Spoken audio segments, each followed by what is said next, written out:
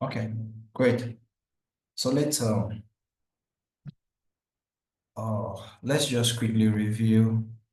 Let's start with what we discussed from last class about Bestman asked the question about SQL injection.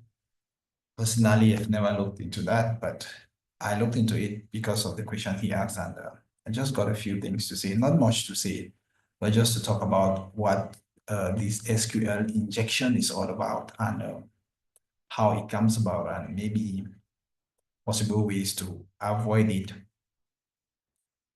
First of all, SQL injection, it's a situation whereby somebody can actually try to access your database without having a username. Now, what do I mean? When we came here, when you came to this administrative place, users and privileges, can you see here? Yes, Prof. Can you see?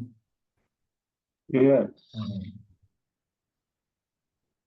If you come to this place that says users and privileges, this will be the people who are using this database. And if I am fortunate enough to open this tab, let me see what it see.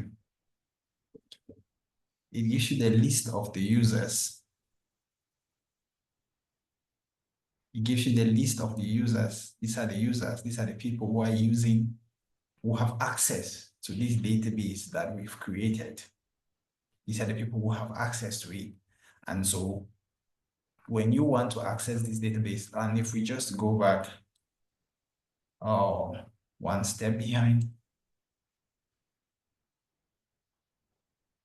come back to the schema section. If we go back one step behind, you'll notice that for some reason, let me just try to prompt a new SQL workbench. See, when you want to access this one, it says the user is root and there is a username attached to it. And so the idea is that you have a combination of the username which you created and we call our own root, or in our case is root. And you have a combination of what the password, which you give. If you have forgotten your own, I told you to remember it. The password, which you gave whatever it is you gave as your password. So SQL injection is a situation whereby a hacker or someone who has whatever motive tries to make a query to your database without having the valid credentials to access your database. That means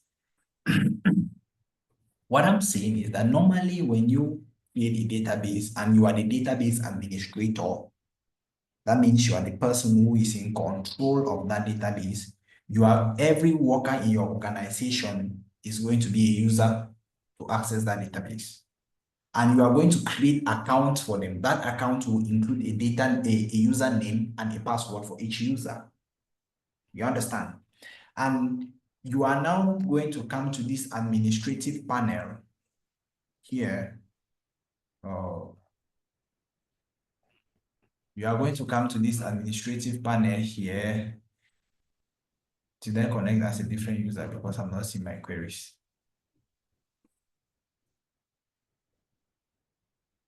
I have two sessions running.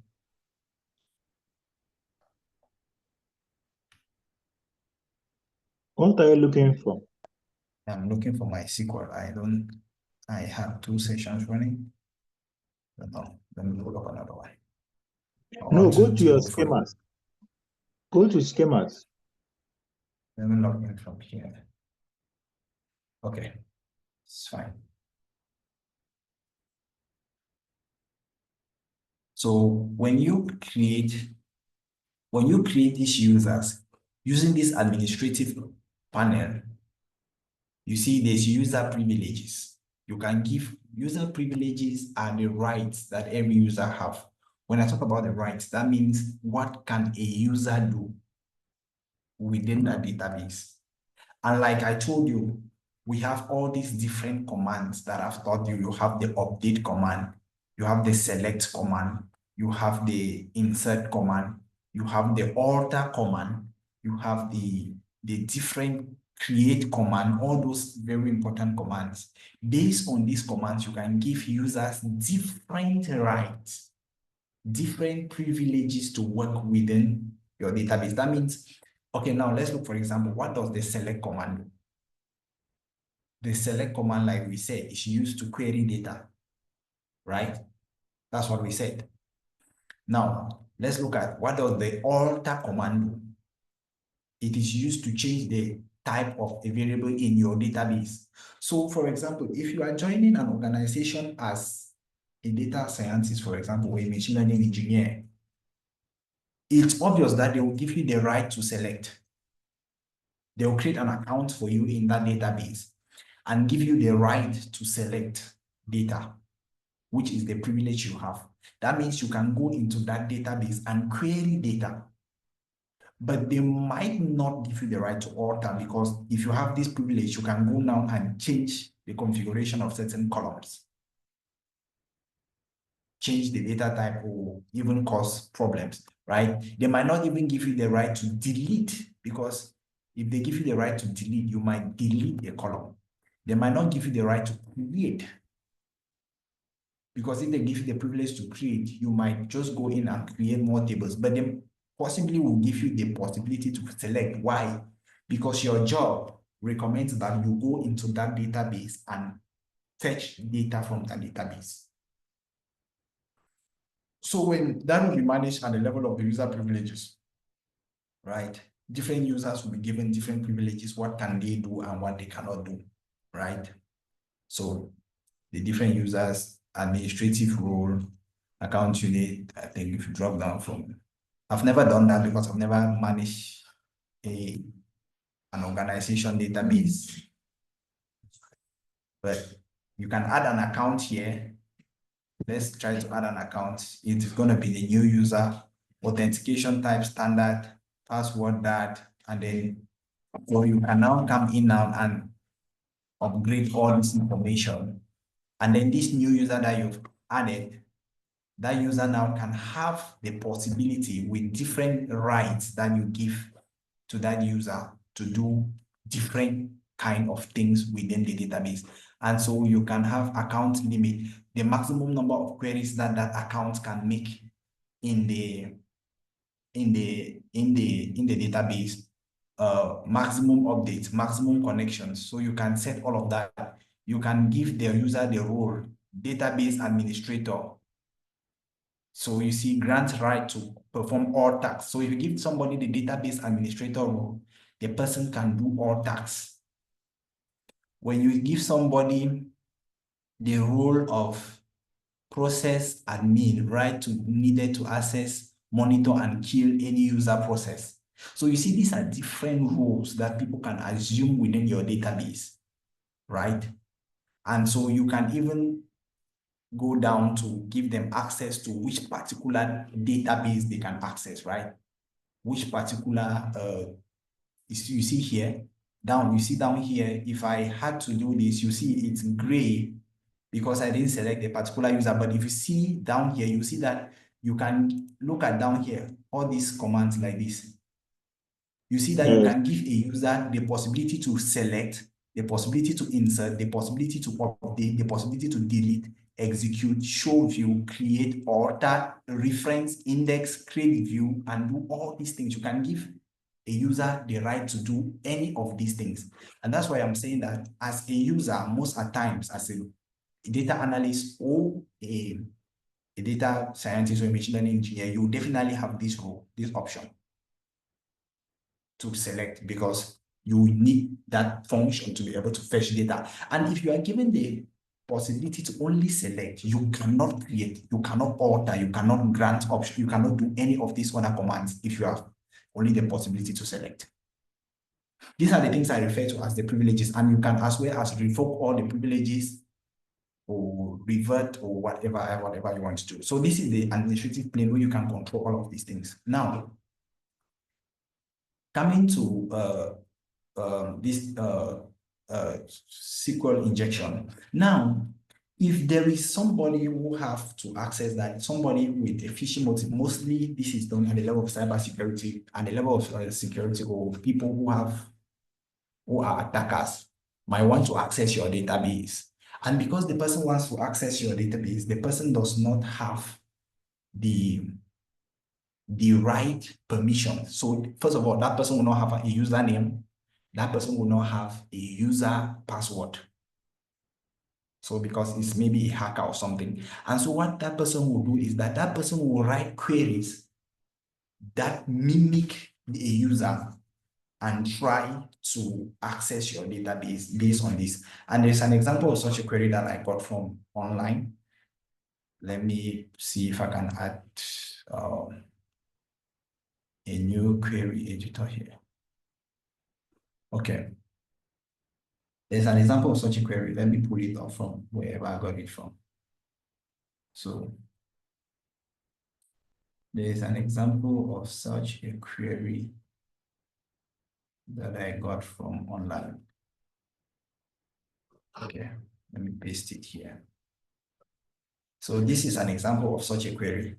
So a user can write a query like this. This is the syntax of such an example of an SQL injection. Let's look at the SQL injection, how it looks like. So username, you have this funny get. Most of the time, this sign means the person is a root user. So they will try to mimic it to use the get user. And then there is no username, so they are going to pass it like this. And then they don't have a password, so they are going to pass it like that. And then they are going to write a query that says select star from users where username is equals to, they are going to pass this funny string like this. This is the injection, this funny string. And what this funny string is saying is that it should ignore the person's username and it should ignore the person's password and select all the data from the database. You understand? So this is an example of an injection, and you have to be skilled to be able to script it. Not easier. You have to be skilled to be able to script such a query that can bypass the username and the password. And if, assuming that this person, I read through a whole lot of documentation, they even say a lot of things like they can be looking for a particular user, for example, Constance, for example. They will write this query in such a way that it says if the name starts with a C, and then they can look through and look for all the possible combinations of names that will match a particular password, syntax or whatever, and then they use that as a data entry. And if it successfully goes through, you realize that the person can now access your database. And imagine that the person access your database with a username that is assumably Constance, and that username has the right to create and delete. So what can that person do to your database? That person can just anything that he wants, wipe everything up of your database. You understand? La la. So those are possible, they are cybersecurity attacks that people use to penetrate databases, especially through applications. And when they pass such commands, look at this. I cannot even explain this one because I've never written one myself. I took this one from an online data source. This is an example of a crafted SQL injection syntax that ignores the username and the password and bypass all of that to enter your database, right? And so using such a command, a user can, somebody can bypass all the authentications and enter your database. So the question is, how do you avoid this? First of all, you can only avoid this if you are the database administrator. Again, I've never been the database administrator, right, for a particular organization. For you to have that user right, that means you are up top on the chain of the organization. You are sure they trust that you can handle their data. You cannot, because if you are the database administrator, that means you have access to all the data, right? You can delete, you can create, you can do this, you can do that. So you can be a database administrator, and then you go in, you can create all these things and you control all of that. And so the way to avoid it is that you come for all your users. That's why I told people in last class that there is something called the policy of least privilege. How do you spell that thing? I don't know if this is how you spell it. The policy of least privilege. And what is happening is that they give you only the right to what you have to do. For example, if you are joining an organization as a data analyst, and there's already an existing database, you might possibly only get the right to select.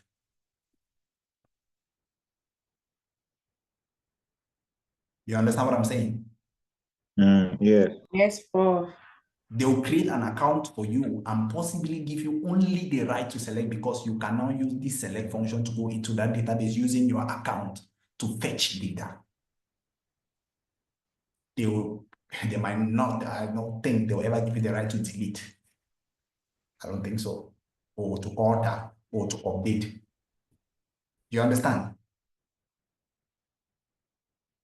And so that's one way to do it, that you give people the least privileges they do, so that if somebody can access your database through a user's name that is given only the least privileges, the person cannot bypass those privileges. All the person can do, if you have the right to select, the person can only select.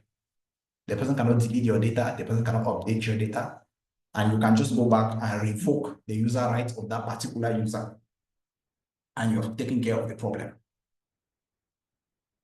Right?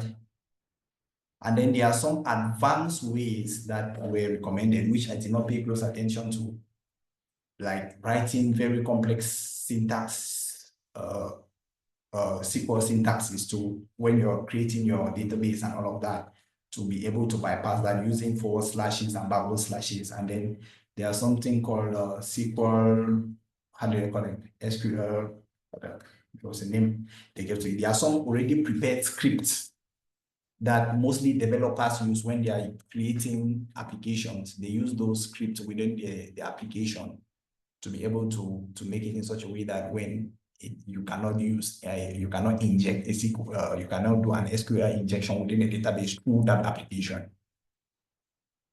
But in most of the cases, just being able to give people just the appropriate rights that they need by managing their user rights, you can be able to handle 80% of any attack that comes through a hack.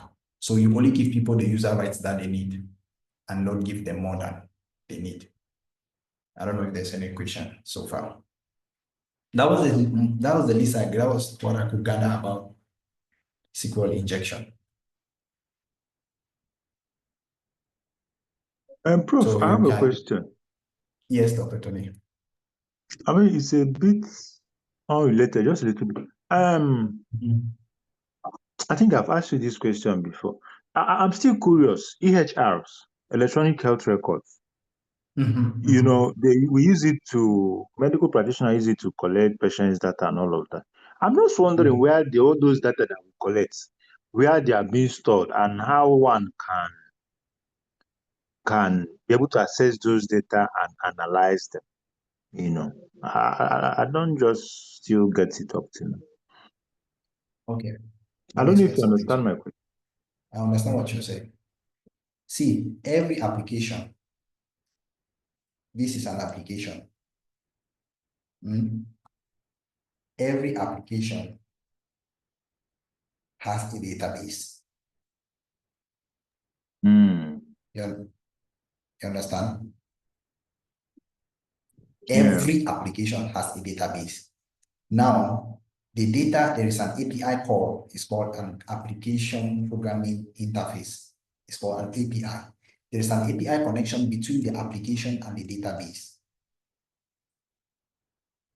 And this API has privileges. It has rules. For example, at the level of the application, you can create a user in this application that the user can create a record. I don't know if you understand what I'm saying. Like every electronic database, health electronic database now, anyone, if you think of any possible one, is an application. And for example, let's assume that there is there is a physician, you, for example, you're a physician. What they will do is that if the organization has purchased that application for collecting electronic health data, you understand, when you come in as a new physician, they'll create an account for you, right? Exactly. Within the Yeah. database, they'll create an account for you within the application, sorry. They'll create an account for you here. You might not know that there is something on the back end called a database. Mm. Now, when your account is created, there is something the administrator, the person who is the big man who is controlling this application, gives you rights to the things that you can do. If you're a physician, that means you need the possibility to, through using this app, access this database and get a patient's record. Are you understanding what I'm saying? Mm. You need the right to be able, using this application, you need to be able to create a patient's record that will come to this database using this application. All of that goes through the thing we call an API. So anytime that you, the physician, log into this application and you do any transaction, it is called an API call. What you are doing is that you are making an API call to the database. So once that call comes in, what happens is that this database checks who is the user. So it starts with the username. And maybe it's Tony. What's the password, user password, right? Because anytime you log into this application, you log in, right? So it takes all that information. What is the password? And it gives all that information. And now it checks at the level of the database, what are the rights that Tony have? And in most applications, if you are not given a right, you don't even find the button here. You don't even see the button here to even click on it. Or if you see it, it's either gray out, that you click on it, it does not respond. That's if you don't have that It's right. true. In most advanced applications, you will not even see the tab. It will not even show up at all. But in some, it will show up, but you cannot click. You click, it does not respond because you do not have the right to use that button. You understand? That's called a privilege. That's at the level of the application. And so if you're using a medical application that takes patient data, through this application, you are accessing the database. Every application I said has a database that keeps the data that you are working with. Or there's no application without a database. If you're an application without a database, there's no application that runs without data. So to answer your question, every health application that collects patient data has a database where the data is going to. And if you are sitting there now as a data analyst, you can be given this database name and all the server information that this database is hosted on, and you and then they can create an account for you, give you all this information about the database, and using your Python, you access this database and pull that data.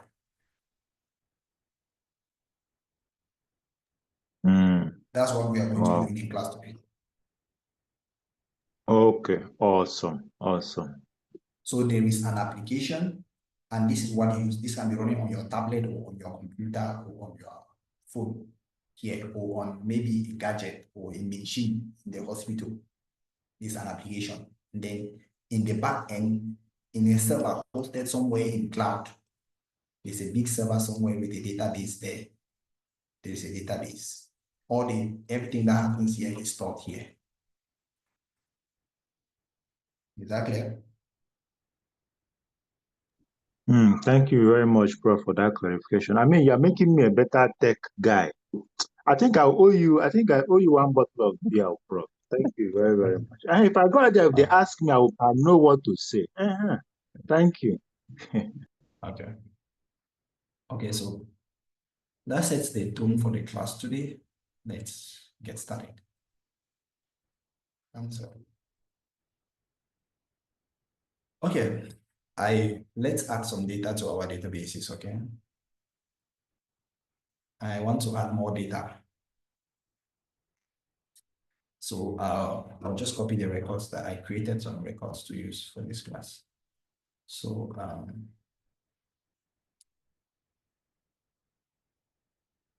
let me just copy this and I'm just going to run this here.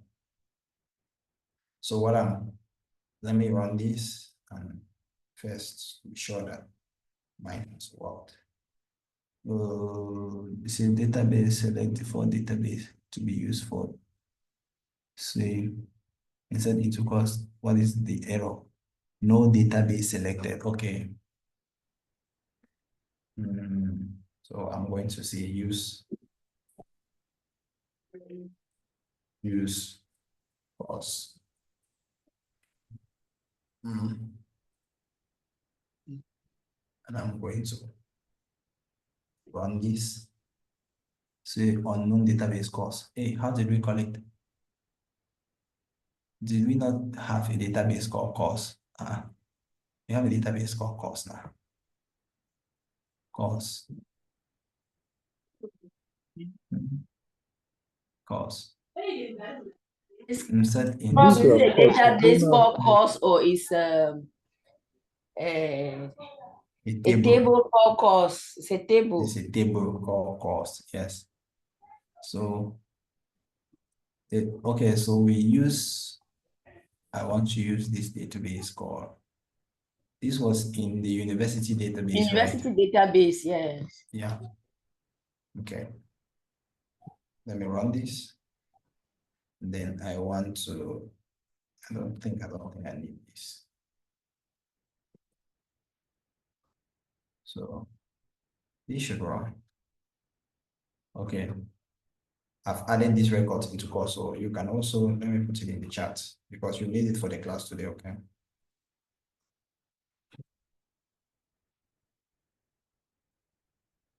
Pick it from the chat.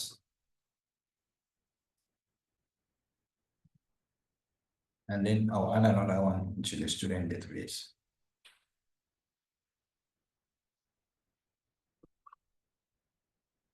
Make sure if your own variable names are not like my own, make sure you update them so that I don't get the error that of mine is not working. Code table university student doesn't exist. Students, it's not students.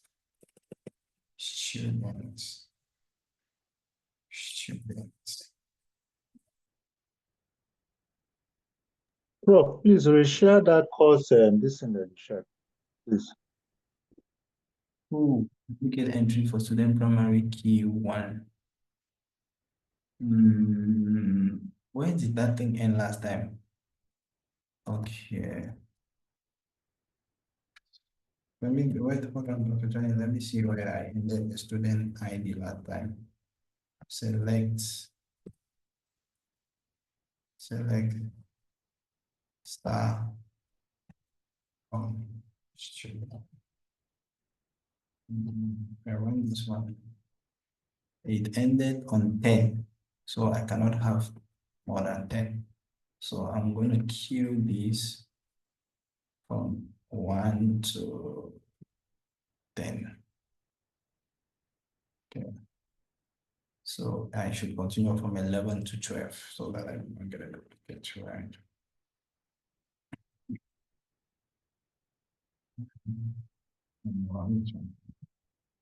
Perfect. So, Dr. Tony, okay, you were saying I should do something. You want me to add this again, to share this again? Yes, please, because I just on my computer now.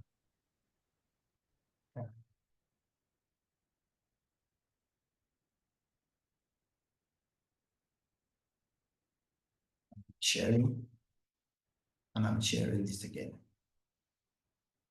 Okay, thank you.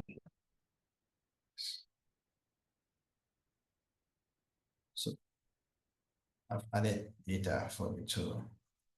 So we've just updated the data into the two tables that we already created, right? And so what I'm going to do is that I'm going to now access this database. So if I do select star students, and if I run this, you see I should have 20 records in the student database. Right. Okay. Is that clear?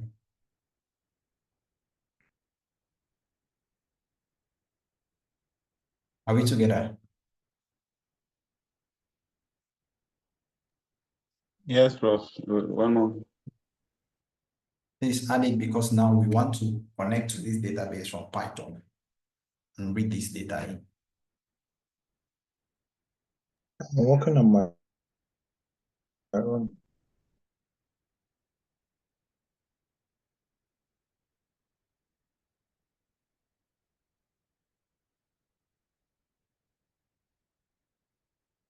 While you're all working on your own, let me spin up my Jupyter notebook.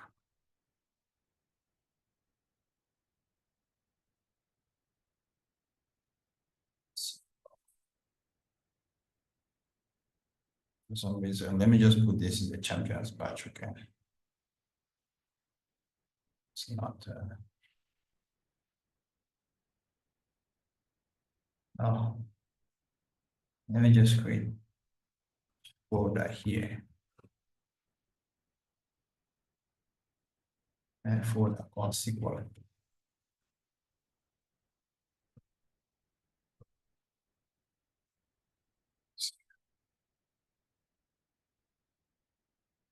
Oh, okay. They say the folder already exists. So I can delete you now if you already exist then. So let me come down and look. It says there's a folder called SQL already. Where in the, okay. Oh, okay. And it even has a notebook inside. What's the notebook all about? A database is a collection of, oh, we even have a database here. Oh, great. Okay. Think. Right, it still is make it a markdown file.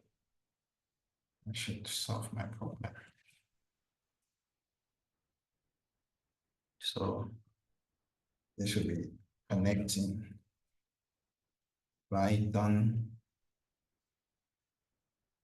Let's go and let's go ahead and rename it Python or Python. I'm doing all of this because I'm giving you people all the time to create. I don't know, do you all have this data? Wait, We'll be Prof, reading in on the this student table. new course table. Prof, can you hear me? Yes, I can hear you, Dr. Johnny. This new course table, your own It's not a starts new at what one. you shared is 1, mathematics 2, English literature, correct? It's not a Huh? new one. I'm just updating the course table. So it's not a new one. Because already I have something. I have already, just like we did the other time, but my own started from 101, which is mathematics, 102 physics, because I'm having some issues. That's why. It's okay. If you said this one was going to be a primary key, then it cannot duplicate. It's fine. So if it ended at, for example, for the student, my own ended at 10. So I just continued from 11. So you can delete the first 10 and then you will continue from 11. Do you understand what I'm saying? So maybe I should delete the former course I had before and create another table, another new table called course. Because this is, You want to go it's through all just of that? complete. Eh? You want to go through all of that? Because you just conclude. Let me sort the condition. If you delete it, it's going to affect you because you are going to go back and write the referencing query up there where we actually reference that the course ID was coming from the course column. Might be a problem for you or something. You need to understand all of that. Let's maybe just share your screen. Let's see what you have, and we can quickly fix it. This should give ample time for all of you to catch up, please. Okay. Okay, let me share my screen.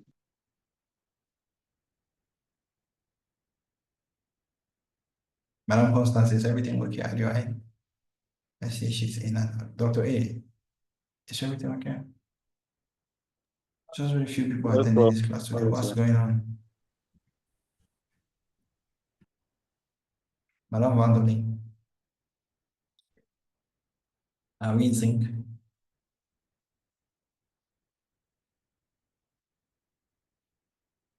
But Tony, I haven't seen your screen. Okay, it's coming. How many people are in this class today? Let me see. Is it up now? Yes. Can you just scroll down? Let's see the error you're having so that we can quickly fix that. It says table university course doesn't exist. Can you please go up to the course table? Oh, I used to the course table. Go up. Let me see the table where you created course. That is it. You've passed it. Okay, you can even go up again on the next line and we can still see it from there. This is the first. Insert into course. That was the first one you used. Okay. Can you please just scroll up and hit on use university first? I should scroll up. Just to be sure. Yes, you'll see university up there. Yeah. Use university, yes. Can you run that line of code just to be sure that we are in the right database? Confirm. Go down. Scroll down. I should scroll Right down. down. But in my table is another thing of trainers that is there in that under that university. I don't know what you've been doing in the past, but I'm just. So where was your student table? Is it in a different database? Yes, it's in this School database? yeah, school database. Yes. And then go up and use school, then go up back. Look for school. Or you go down and just type it, it's still fine. Or I can even You can just go, click. you can just scroll down and type it down there. Before the place where you are inserting that data. Yeah, prior to that line of code. Can you put it up? Yeah, we can put it there, it's fine. Run it there. Make sure you put a semicolon there. Yeah, run that one. Good. Go up.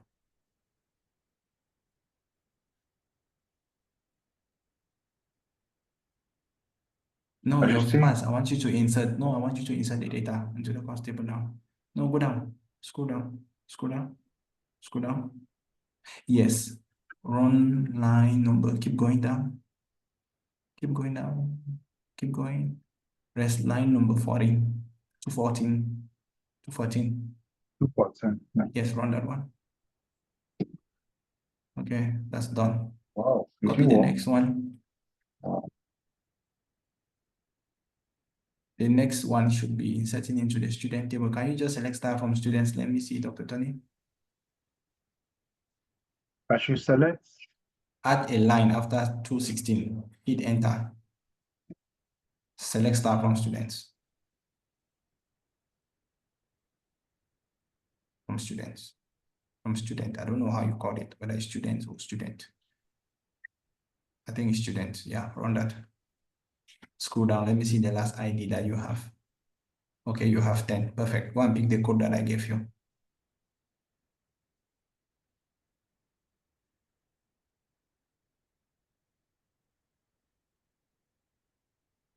Copy the code from the chat, please. Hit enter. Yes, paste it there. Run it. Yeah, run it. I think I deleted. Yes, I already deleted. Run it. Run it.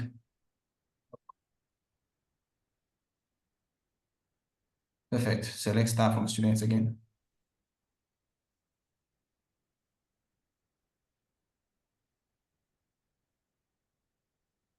Run that. Scroll down. You should have 20 records. Awesome. Perfect. Let me check that course one. Can I check that course one?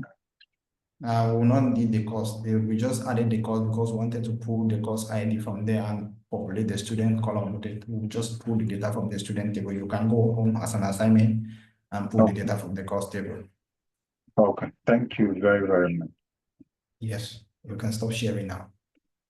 Can we proceed?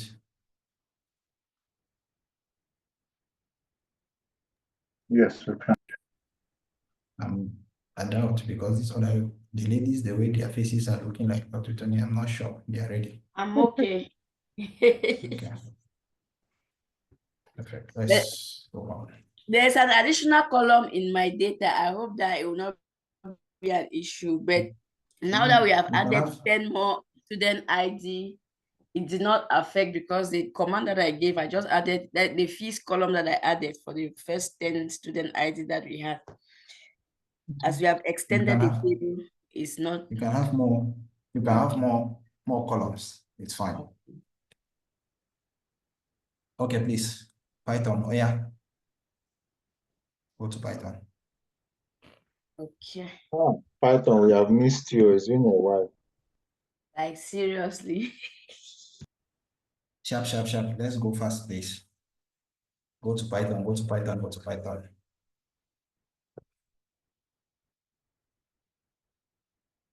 This is the project we were supposed to have for SQL. Okay. Me, I'm showing you what you'll be doing if you go to the field. I'll not really spend time showing you what is not really practical. You can read there. You have good foundation already. You cannot read any other thing you like to read and know whatever you like to know.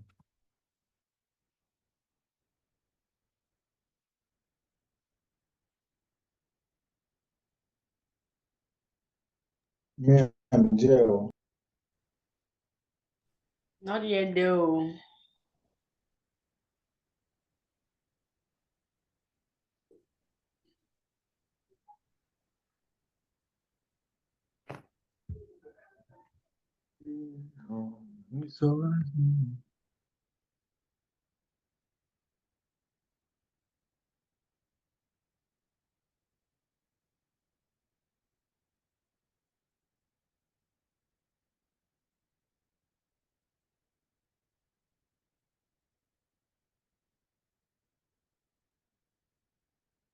Are we there?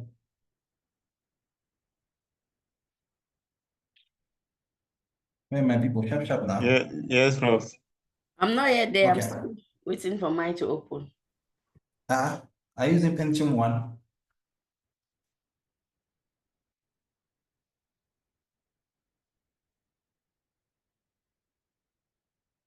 Is that important? Pandas, NumPy, and all of that. Sharp.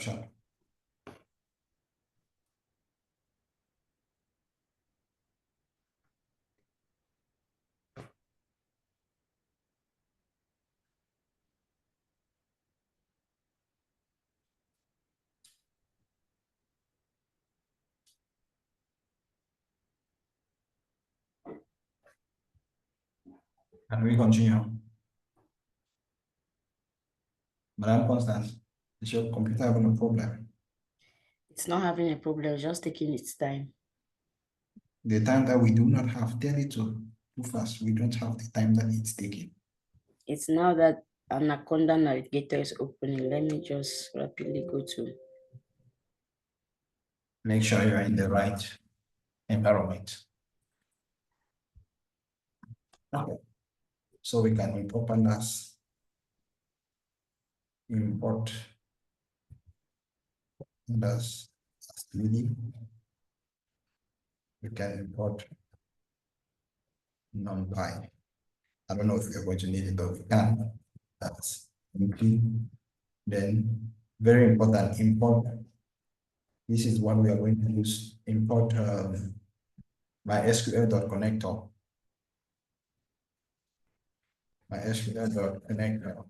This is what we're going to use to connect to the database. So if you don't import this one, know that it's not going to work. Okay, so I run my own.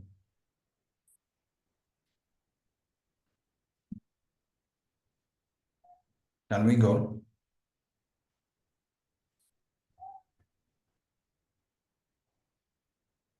Where these people? I'll just share this in the chat. My I'll share own this is code in the chat. If you don't have pip, install it, Dr. Tony. Pip, install it. Okay.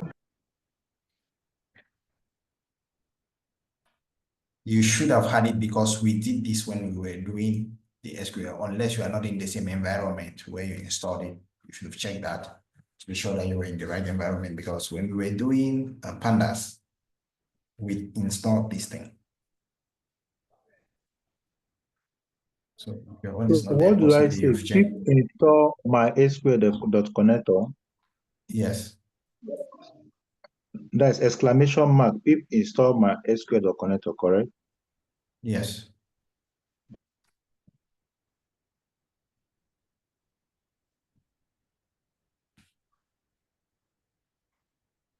Can we continue?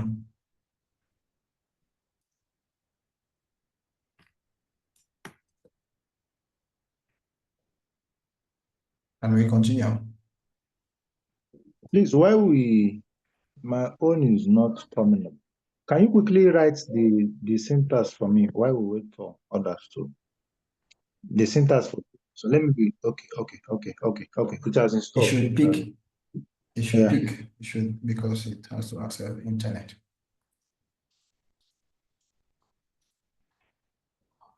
Should I go? Yes, Prof. Okay, so now we need to connect to our database. So this is where we connect. So we can call that object my database, my DB. It's up to you.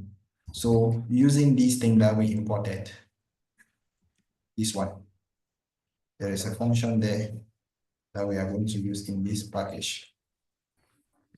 There's a function here called my database is equals to, there's a function here called connect. We are using this connect function. And when you use this connect function, it's going to ask you for many parameters. The first one is the host. If I do shift tab, you see it asks you for many parameters. It's going to ask you for these people don't spell it out. Okay, no problem. So I'm going to just hit enter just so that I list them on a line. So you are going to have a host, and your host should be local host. I don't know how you put it, but mine was I don't know how I put it. Let me scroll it up back because I want to be sure it's the right thing. Mine was local host. I'm using this one. So if you are using this one, my own will be my connection, but I'm using this one, local host. So local host, check your own. It should be a string case.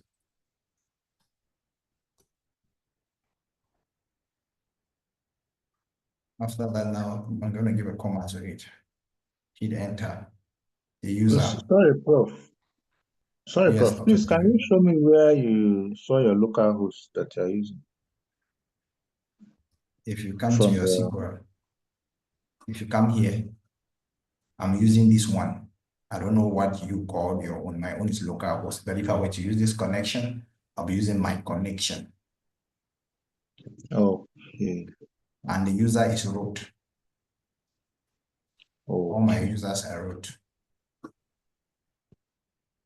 But trust you, you'll never have a root access when you're working in an organization. So don't get it up. Don't get excited.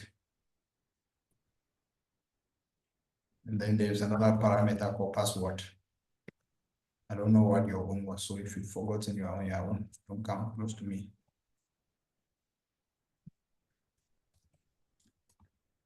Don't copy my own. You will think that that's my password or your password. It's wrong. Put whatever you use as your password. So the database we are going to access. The database we are going to access equals to how do we call it? University.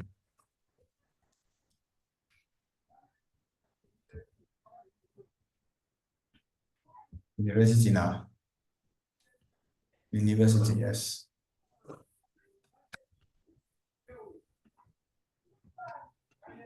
That's the database we are going to access. And now I can run this.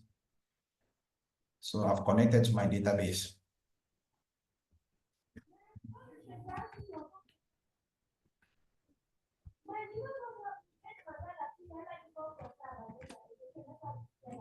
So how do you know that your password is not correct when you run it? It will not connect, you get an error.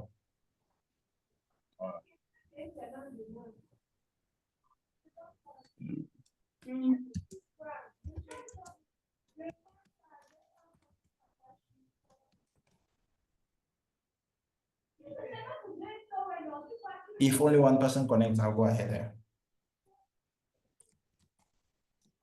Now, Constance, have you connected? Or you also forgotten your own password? Not yet. Still. I want you people.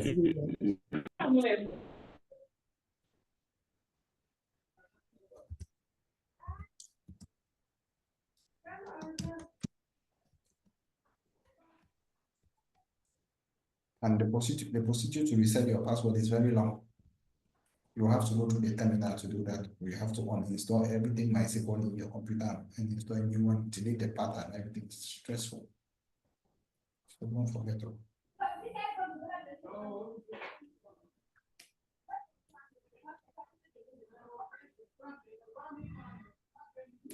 Are you done? Prof, please give me 2 minutes. I was knocked out by network.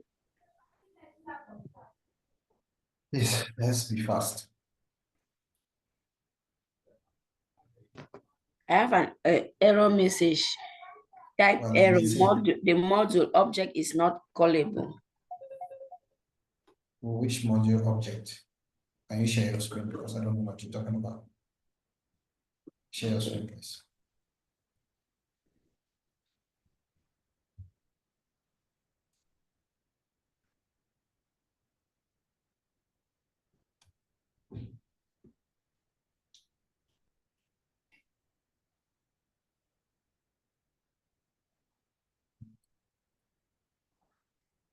I'm here. Madam Constance, I told you that you've imported the package called MySQL.connector. There is a function there called connect. You've not used the function connect.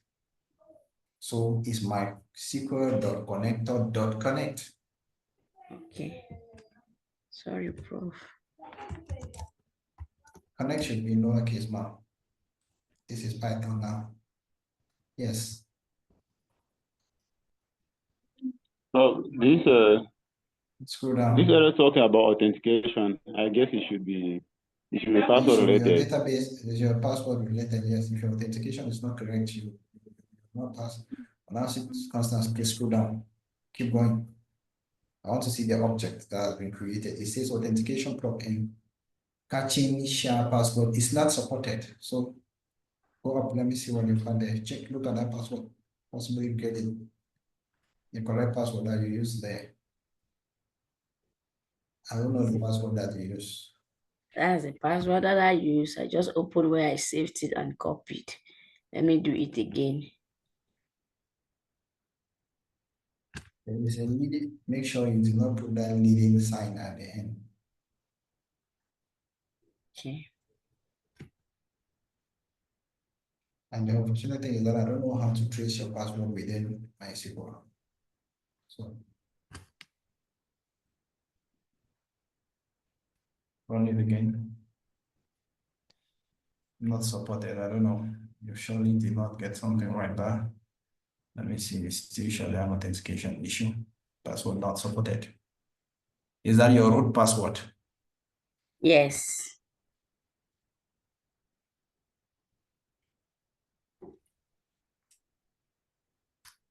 Go back.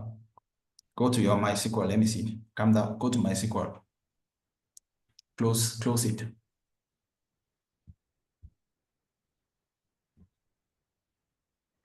Go back again. Call it up. Open it. I want you to add a connection. Hit that plus sign. Okay. Add a connection.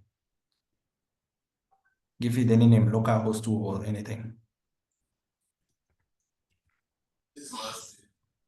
No space, please. I don't like spaces when you are dealing with these things. Avoid it.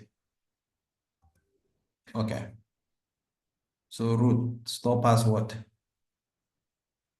Hit that thing that store password. Yes. Enter the root password there. The password that you gave me. If it's correct, it will go. Take okay.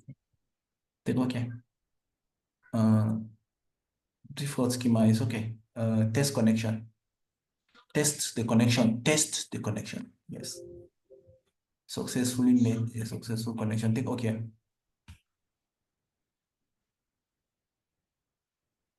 Okay, hit on that connection, let's see whether it gives you access to it. Yeah. Go to university, let me see. Tables. Students. Okay. Go back to Python. So password database. So I just did the same, and my password seems to be correct too.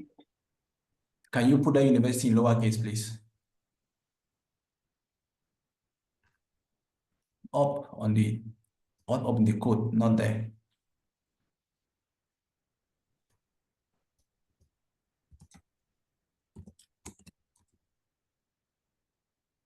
But for some reason, that thing is not reading. It's not even reading. It's like it's successful.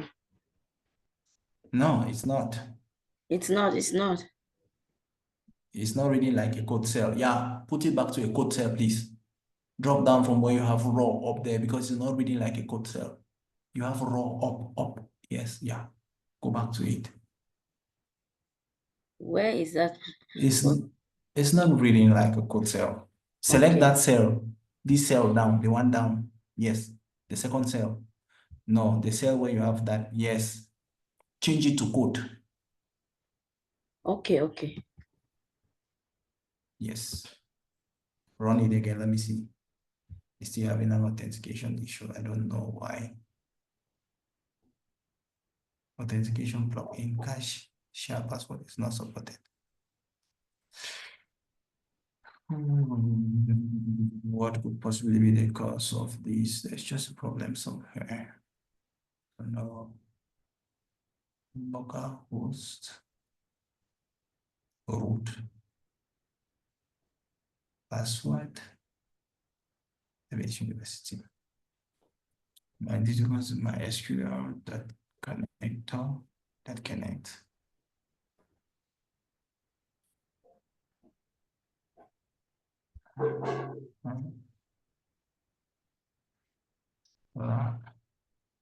No, you are successfully authenticated.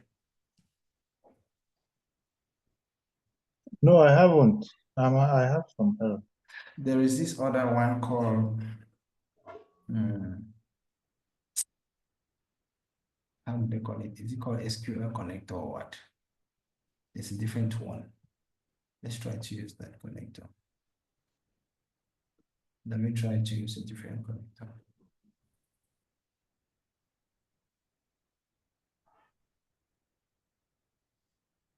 Let me see. There's a different one.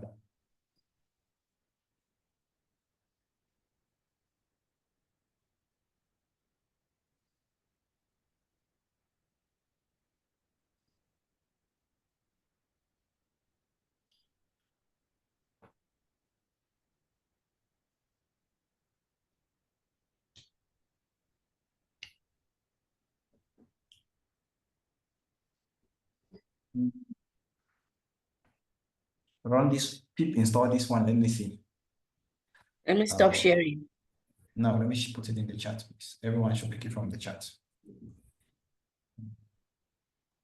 Some reason, I don't know why. Can you install that one? Okay.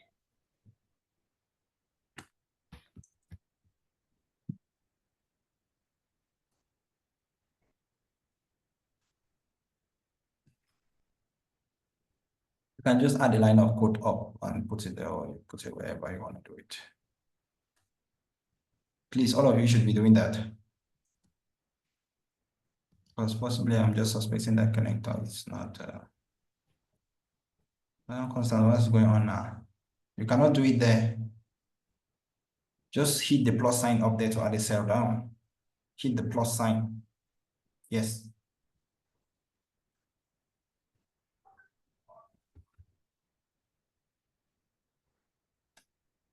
Yes, paste it there. Run that. Why is it that when you run the thing is running down? Can you just try to uncomment on this line down here? So I don't see that. Wait, let that run first. Wait. Please, everybody should be running that thing that is on a constant screen. For some reason, most of you are not connecting. I don't know why.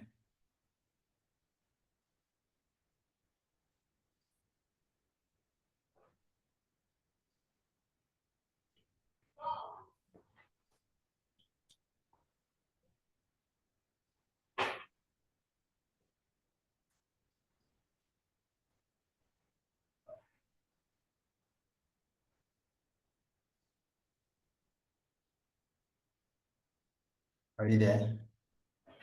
No, Constance. You have Yes, I'm there. network issues? You have network issues? No, I don't have network issues. I'm there, Prof. You executed that thing, it is not done anything. Yeah, it's still showing that it's struggling to connect, so it's fine. Okay. Who has successfully installed this Python MySQL dot connector dash Python? My Okay. own is still running. Mine has connected. Go down. Connecting Let's see that whether downloading. it should show successful. You have to scroll down. No, it is showing me something else. There's a list of You have things. to, yeah, scroll down from this small sidebar this way. Yes, that one. Keep scrolling down. Keep going. You see uninstalled packages successfully installed. No, you may need to restart your kernel. Just go up and restart the kernel, please. Okay. Comment out that line of code first. Wait. Go back and comment that line of code out before you go and run it. Line 16. Okay. Line 16. Madam Constance, scroll up and comment out line 16. Pip install. Comment out that line of code. Yes, comment it out. Okay. Comment means you should put a pound sign in front of pip. Pound sign is hash. Yes. You can restart the kernel and run all now. Restart and run all. Yeah. Let me see whether it will work again. Then it has a problem.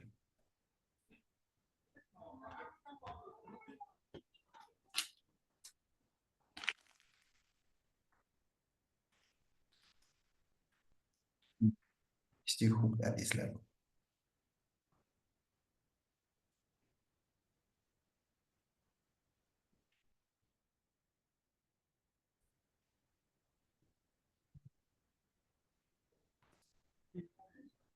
Connection is dancing.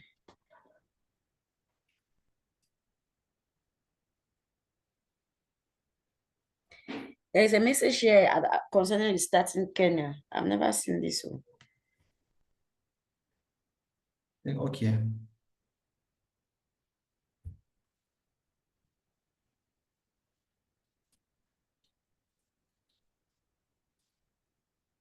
Run that, execute that, select that cell and run it. Run it manually. What does it say? Name error scroll down. Name MySQL is not defined.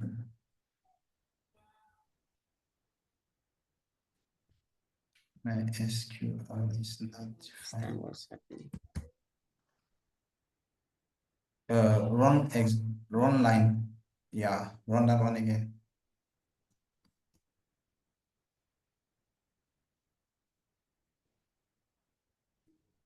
Wow. Now, wow. Who has had a successful authentication after updating the package? I have not. Is somebody getting the same errors that Madam Constance is getting, or you're getting something else? My pip install my SQL connector is still running till now. I don't know if I can cancel it and run it. Madam Constance, please stop sharing. Let me see what Dr. Tony has. Let me see if it's a unique problem or it's general. Dr. Tony, please quickly share your screen. it should not still be running now. That package is not even much. It's not even a heavy package. But are we going to spend this whole time trying to connect? Dr. Tony, can you quickly share your screen, please? Yes, I'm doing that.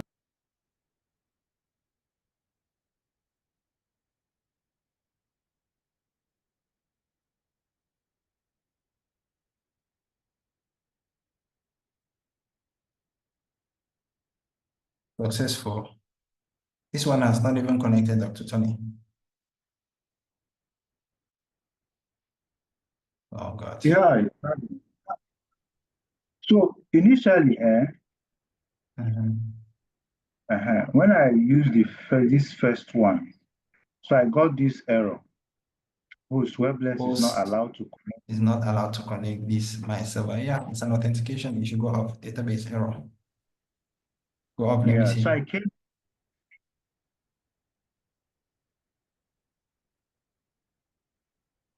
Well, So why did you this call one it now, web blends?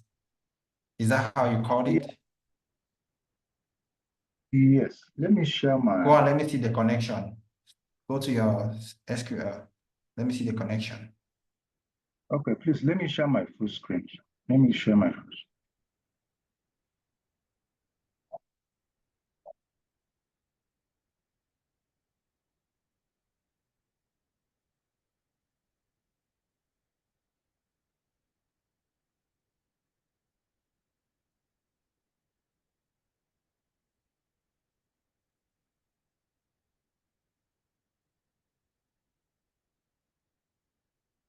You may want to Okay. shut it down and connect back because I'll not see it from here. I'll see it from the different connections. So you have to close it and open it back. I should close my SQL. Yes, that's where I can see the connections. I don't know how to look for them. I see, okay, I see web blends. Okay, open it back. But I think I saw the web blend somewhere. On the top left. Okay, web blends. Yeah. Into root user. Okay, it's okay. Go back Then to the listing. Then I don't asked know why this ChatGPT. one is. I don't know why this one go? is not running. Oh.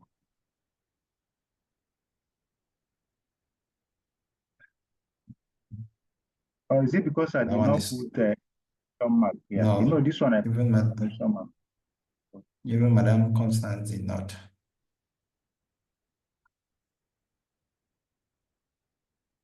Then, as I was saying now, then I asked ChatGPT. He gave me this code, which I ran on my machine, on my SQL.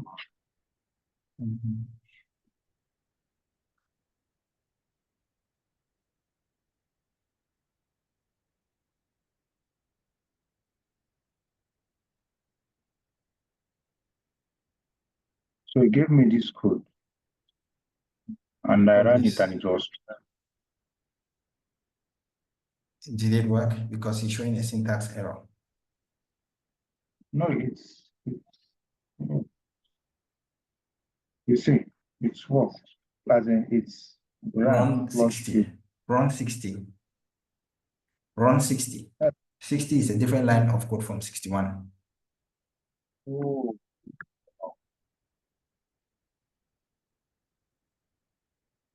You see, it says you have an error with the SQL syntax. Check the manual that corresponds. So there is a syntax error. I don't know why it is. This is the code. Maybe I didn't copy it well. I don't even know what this thing is. That's the thing with ChatGPT. You need to understand what it has outputted to be able to. But you access this thing as a root user, so I don't know why it should give you, unless you did not, when you were creating that user, did you select that user as a root? As root? Yes. Let me If show it's a you. root user, it should have full administrative right. I mean, you don't have to explicitly, because what that line of code adjunctivity is giving you is that it's telling you to make web blends a root user.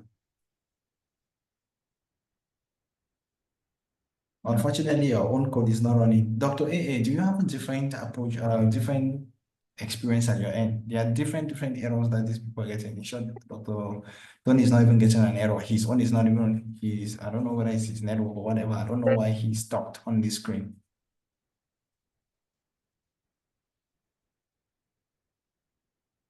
Dr. Angelo, we cannot hear you.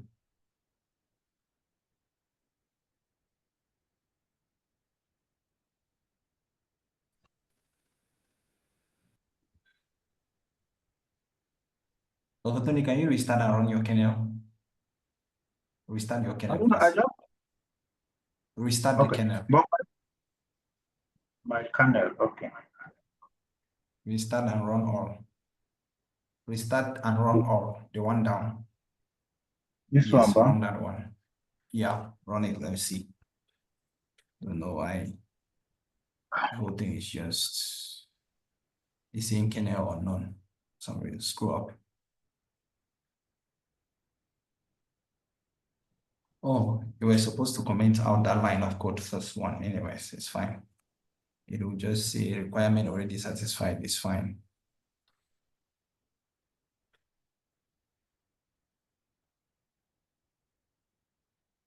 is anything happening now? Yes, it stopped on the third cell. Did I comment it that because I didn't see any error again? No, you're not. I didn't expect you to comment that one. I'm waiting for it to run. That's actually my interest. Is Bestman on the call? Yeah, good evening. Good evening, Bestman. Bestman, can you please boot up your screen and see if you can connect to your database from yours Jupyter notebook, or I don't know, whatever editor you've been using, please, using Python.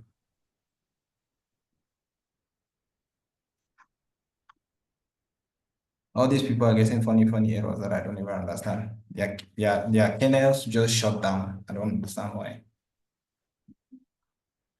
Why is it happening This like one, that? so can I comment it out and check whether this my DB will run again? Because the other time I ran it, it did not show me any error again.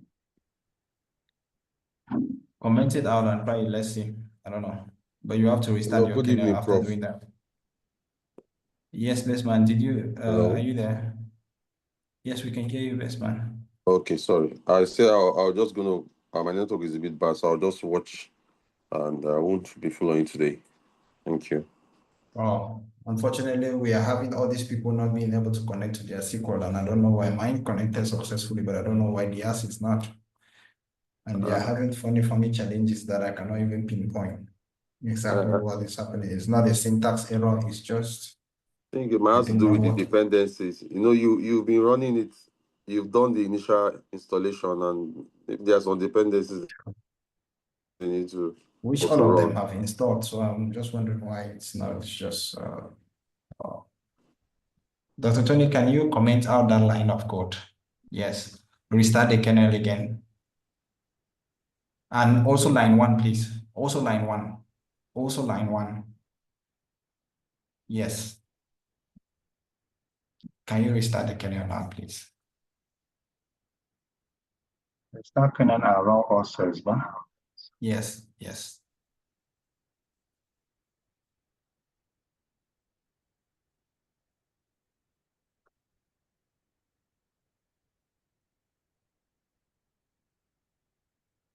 See again. So it says database error. This is an authentic. See, host web lens is not allowed to connect to this. Web lens. Did you change this port? It should be 1130 now. That should be the port of for the 1130. Yeah, you shouldn't have changed it. I mean, we're not supposed to.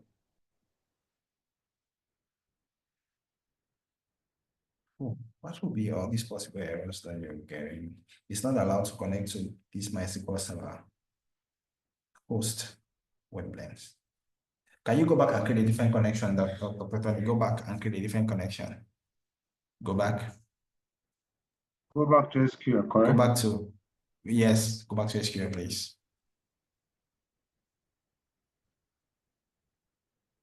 It's just not correct that it's behaving that way. Can you?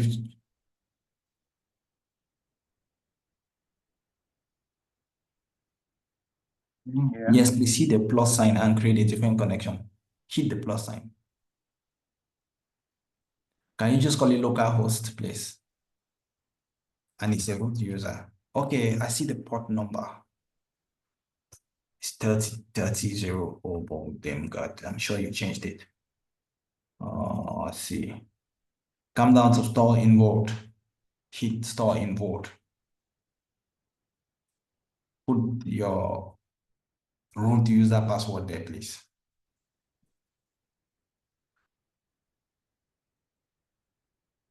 It should be your root user password. Test the connection.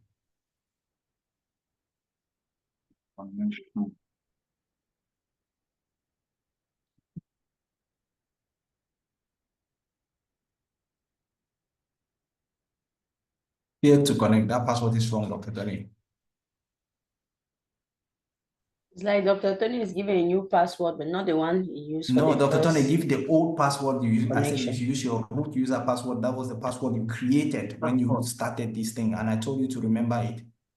If you've forgotten it, you would have to go through a whole lot of process to be able to create Like it, my old to reset password, it. Yes, very old one. That is the one that is requested there. That's why it's asking for your root user password. It might be something like that, yeah.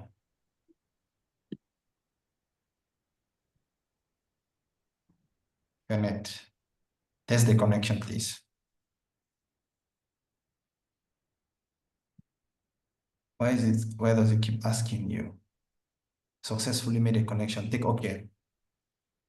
Take OK, please. Take OK down here. Or just test the connection again. Let me see. Okay, anyways, it's fine. Hit on that local host to see if you access your database.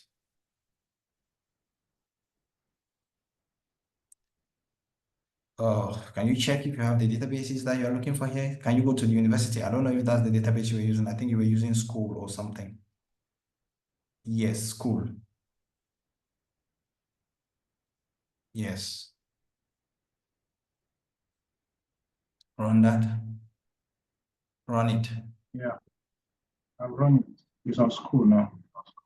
Go to the next line. Okay, I think you have all your databases there.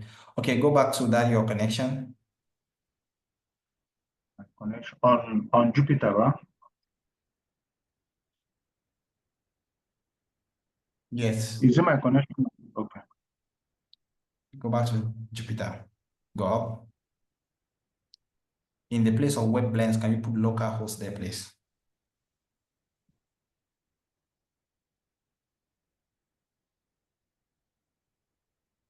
Like this, huh? Okay. Yes, can you run that?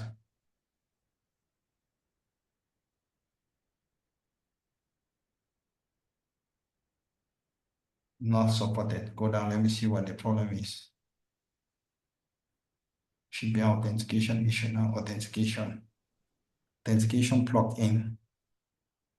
Can you just copy this error and shoot it on an AI model? Let me see why it's saying. So click and copy it, Control A. Copy Like everything, this, it I will should give you copy. more information. Copy everything, Up to where? all the error. Okay. So Control A. Yeah, I think Control A will help you do that job. Oh, you copied everything. No, you have to highlight it manually. Take it from not supported and scroll right down to copy everything. Here, this one. You now might want to, hold on, let me request remote control. Okay. Let me request remote control. It might have some lagging if your network is not good. Okay, I've approved it. Thank you. It's not responding. Network is problem. It's not responding. It's a bit slow, but it's working. It's fine. Let's just be a bit patient.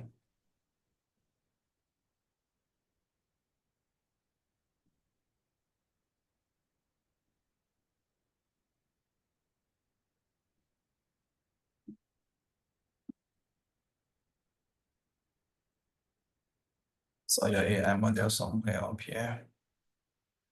Yes.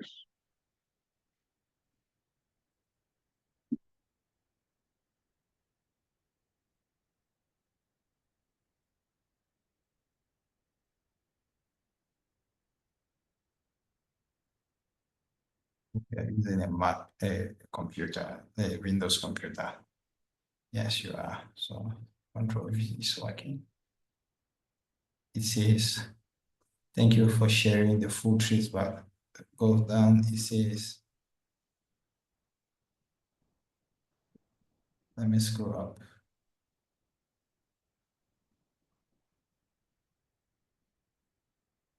Let me see. Thank you for sharing the full trees, but I want to know exactly what's wrong. Dr. Tony, can you just help us scroll and show us what exactly is wrong? Because if I'm scrolling, it's going to be taking time since I'm controlling. I should scroll like this. Scroll to the place where the results are. Okay, good there. Thanks for sharing. The error you are getting is blah, blah, blah. What does it mean? It means your version of the MySQL connector Python does not support the newer authentication plugin. Ah, I see. Okay, caching shard used by MySQL server, likely MySQL 8.0. By default, MySQL 8.0 users uses caching so for user authentication, but older versions like it only support MySQL native password. Scroll down a bit. Let me see how to fix it. Option 1, modify the MySQL user to MySQL underscore native underscore. Option 1, modify the MySQL user to use MySQL underscore native underscore user. Log into MySQL using the command like run workbench. Alter user.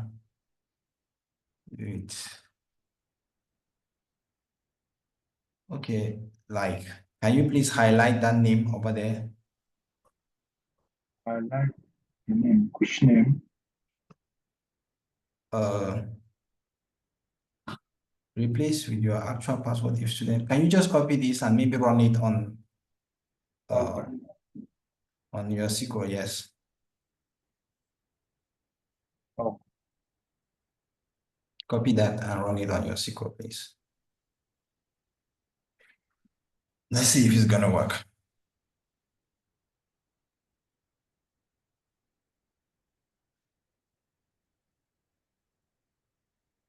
Yes, run that somewhere there. Let's see.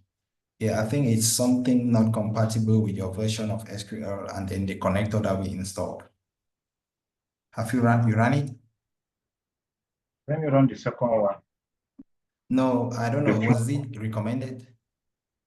Yes, the two of them was recommended. Okay, then run it then. Run it then.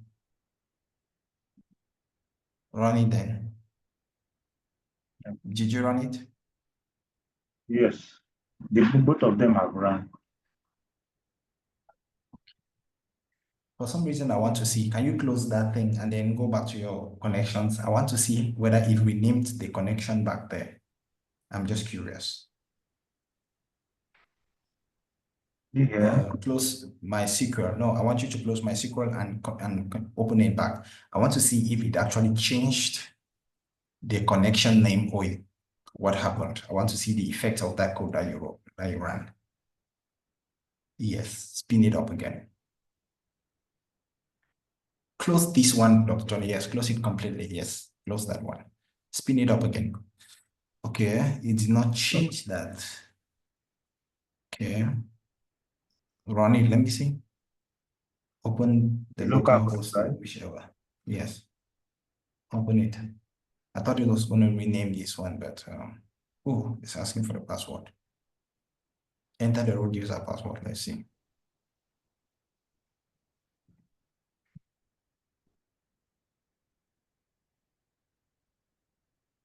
Try to use your keyboard most of the times, okay? It's open. Yeah, it's fine. Go back again and then go back to your chatbot again. Let's see the recommended steps for the next authentication. Let me see. I guess it's just going to change the username to your chatbot.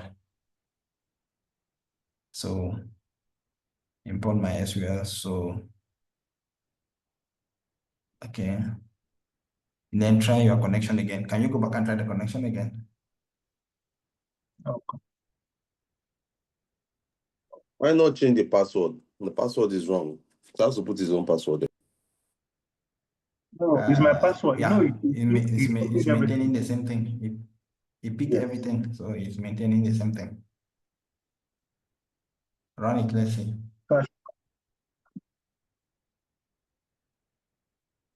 Did you run it again and you got the same error? I don't know why. Sorry, confused. Anyways, I'll troubleshoot and see why it's doing that, but I don't know why it's supposed to work. Maybe there's some crazy stuff there. That has to do with the incompatibility. So we need to find out why it's not working, okay? Anyways, let's go through with the class and then I will need to have a troubleshooting session and look at why it's not working. I'm suspecting the incompatibility between the connector. If that other connector had run, I'm sure it would have updated that thing. I think it's more security. So.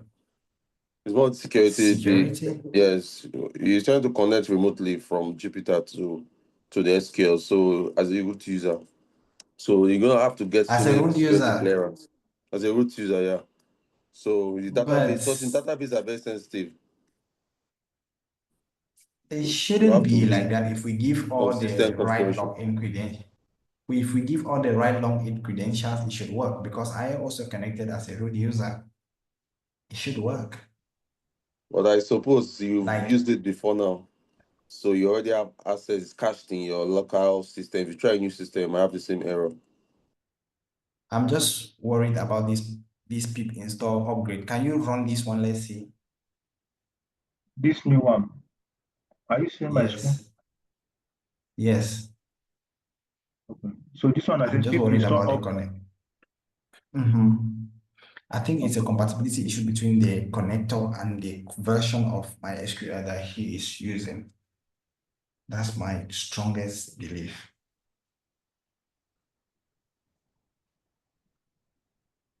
Because this thing, this connector is created by SQL and it's tested and proven. I mean, run it again. Let's see.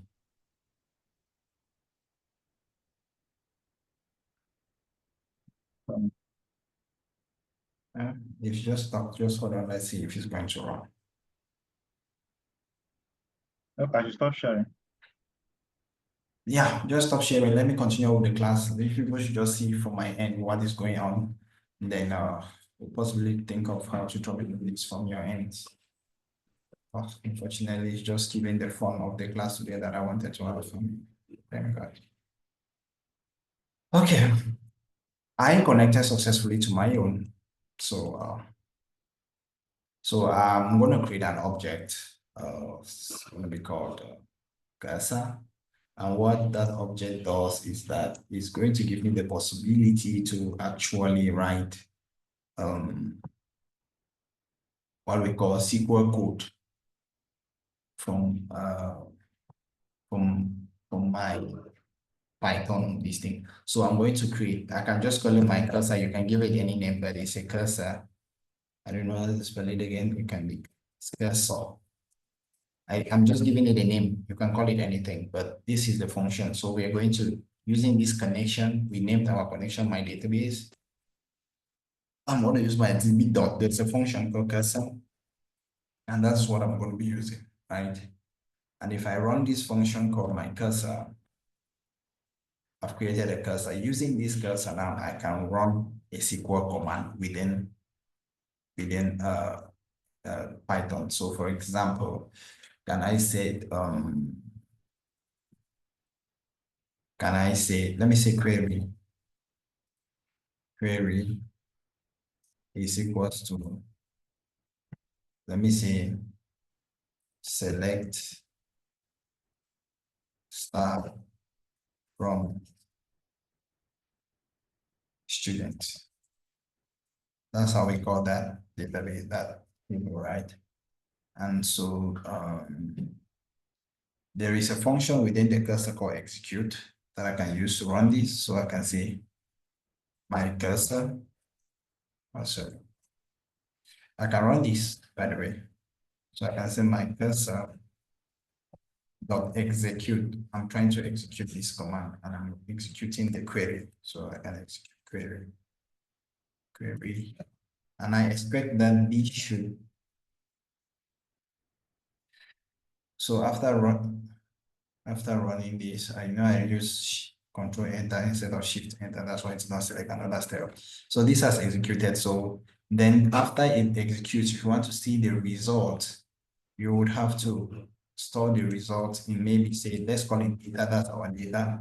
And then there is another function called my cursor dot fetch all. And if I run this and then I return data, this should have my cursor object has no attribute, fetch all.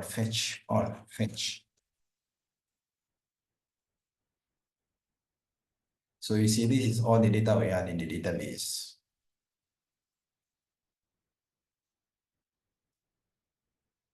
So you see, using this, I've been able to choose. This is a SQL command. So you can use this cursor now to write, if you can write as many SQL commands as possible. And from Python here, you just, as you write the query, you use this my cursor.execute to execute the query. It's going to work. I think you mentioned this in the last class, Bestman. Do you remember? Yes, and we did this at the beginning of our course one time earlier. In the first and we can class actually use this again. Maybe we can use this to insert data, right? So let me just come back here, just for the sake of peace. Let me just pick a record here. Let me just copy this, right? And just this one. Then I don't want to type a lot. I'm going to come back to, I can override this one that I call query, so I can create another query. I can override the first one. I can override it, and I see, and I can paste this here. So now what is going to happen is that I'm going to change this to 21. The name might be Mary James. 20, she can put 23, and maybe whatever here can be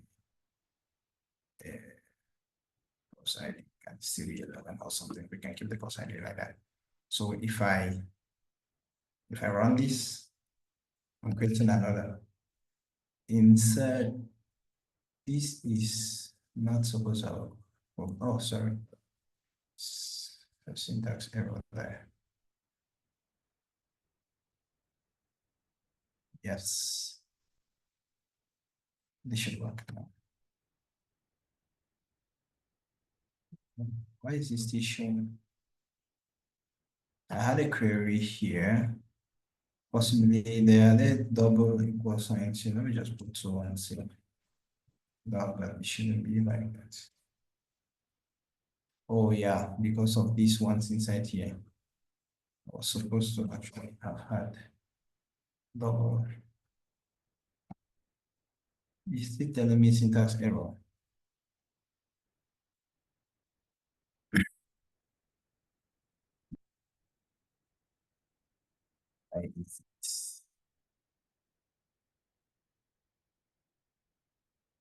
This is a string. And so I would expect this to work like a string that it is, right?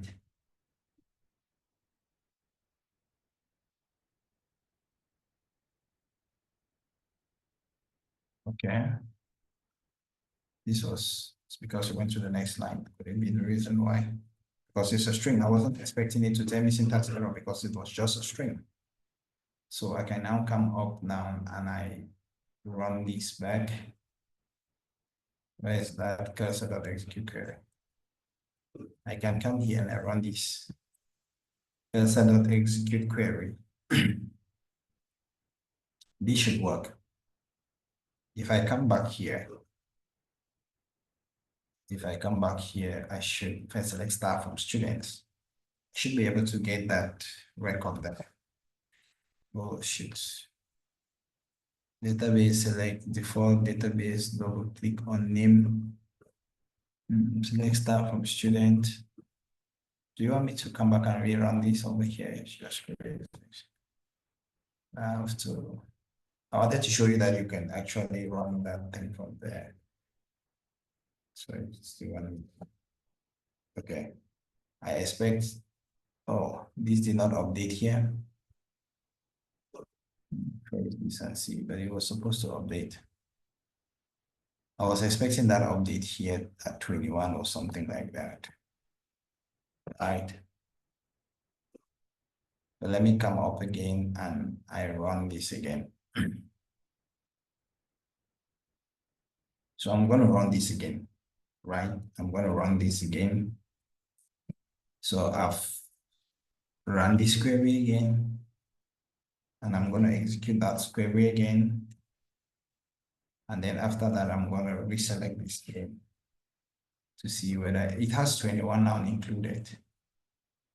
Mary James. But I was thinking this should go into the database, right? That's my expectation.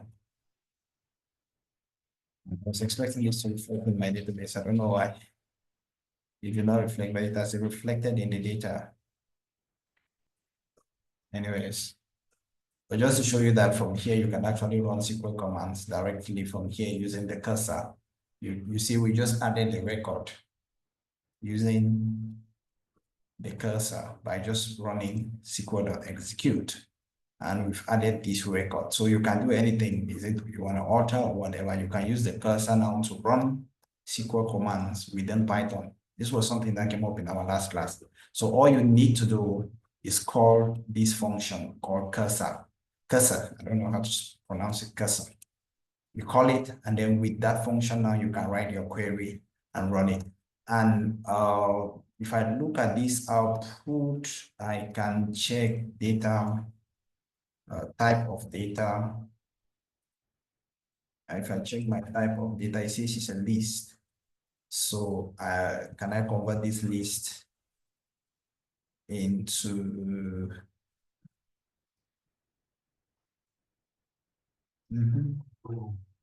there is this function called now. There's something I want to explain so that you know, so that you don't get it. Let me run it. Okay, we want to get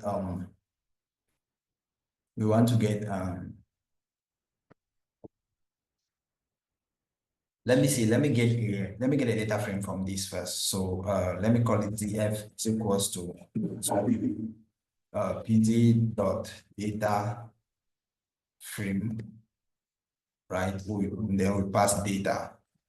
So this data we want to convert it to a data frame, this one. Then, and if I return the df, if I return df, we get a data frame. But you see, we do not have column names, right? We do not have column names. How do you pull the column names from your SQL? And I'm going to explain to you when I run it. Let's say column names, let's say columns underscore names should be equals to.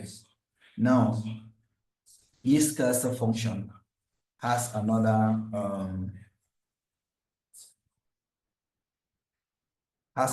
you would have to look for, right? So we'll have to say for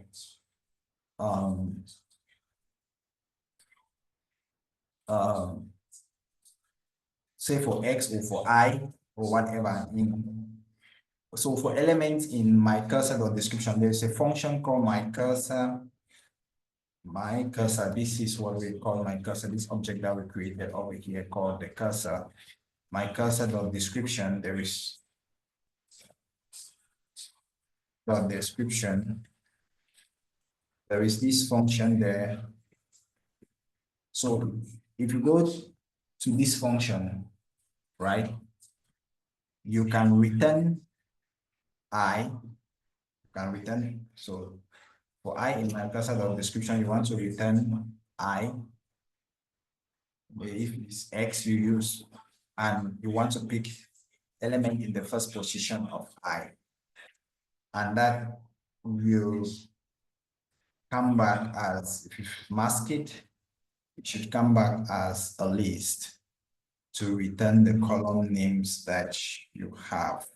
And I want to do that so that I can explain to you how it relates back to your database and how you created all that. So let me run this. Okay, now you see we have the student ID, the student name, the age, and the course ID. Why is it falling in the description? Let me come back to here.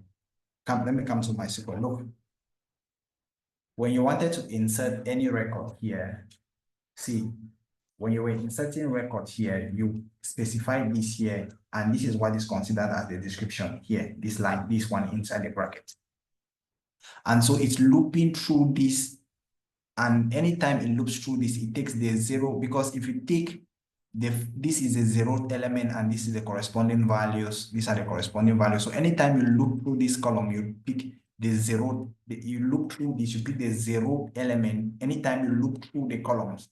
So for example, let me just show you, if you have a column like this in a table, if you remember, if you have it like this, and this is the column names, these are the names here, age or whatever, and then you have the records here. If you look through, and if I say I want to look through the columns, like if I want to look through everything here, this is at the 0 position, this is at the 0 position, this is at the 0 position.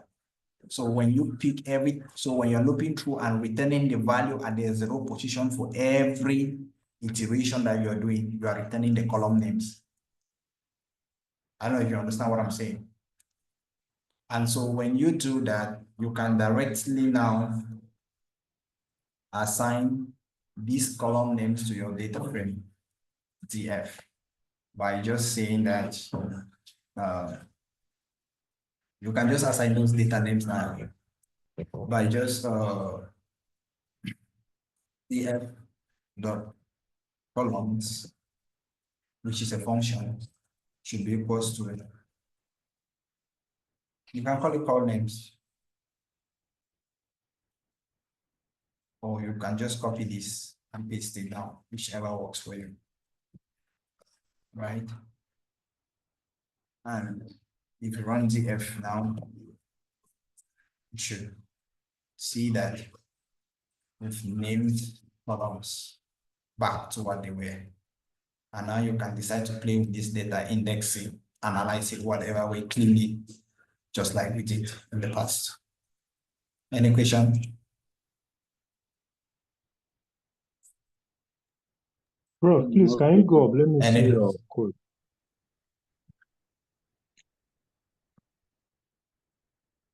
The most interesting part of everything we're saying here is just for you to understand that when you look through the description variable in the cursor and pick every 0, the first element of order of every iteration, it will return the column names in your database. And then you can create the object called cursor, this one, and use that cursor to execute SQL command. We write SQL syntax in your Python and run it, and it works. We've proven that. And then when you look through the database, you have to run the fetch all command to get all your data. Where's the fetch all command?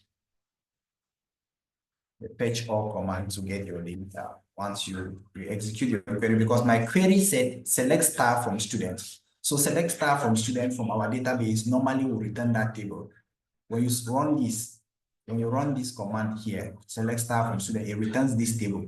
within MySQL. So now when you come here and run it, it's also going to return the table, but you've held that table. So if you want to get the data from that table, you will now run the data equals to mycursor.fetch all, because you've used mycursor.execute this query, and then you call that data in fetch all and then return fetch all and then return data. I'm going to have that. Is that okay? And then the analysis of this data can then continue as what we already know. So the most important thing here is running through, creating the cursor, creating this connection is normally what you do.